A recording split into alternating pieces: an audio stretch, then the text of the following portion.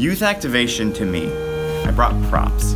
Youth activation for me is essentially being a torchbearer, not in the sense of you passing on a torch to someone else, right?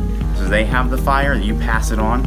But if you're a youth activator, you have this fire, this fire of your own, and it's your job to kindle other people, other young people, and inspire them. You light their torch, you get the movement going. That to me is what a youth activator is.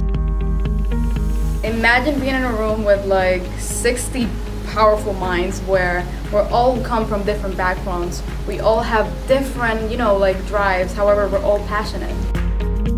I think for me the most valuable thing I've taken away from this whole thing was how to actually start something like this. A lot of us have passions and movements and initiatives we want to start, but we don't always know how to get off the ground, how to plan and figure out our purpose and our next steps. So I think today was really useful and important for experience-wise, learning how to actually move and bring into effect the passions that we have. Hi, so I was in the funders group. There was something said in there that I think you should know that our community is thinking about. When we were thinking about youth activation, what is it and when will we know that we've done it, that our work is done?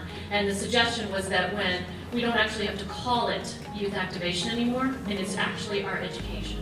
Youth activation is us rising up and recognizing that because we're youth, we have power. We understand the world in which we live, we understand our communities, we care about them, and we're a product of these places that have raised us, but we're also more than that. We're something that's just ourselves, and we use all of that to help ourselves, to make our communities better places, and to make them better for the next generation.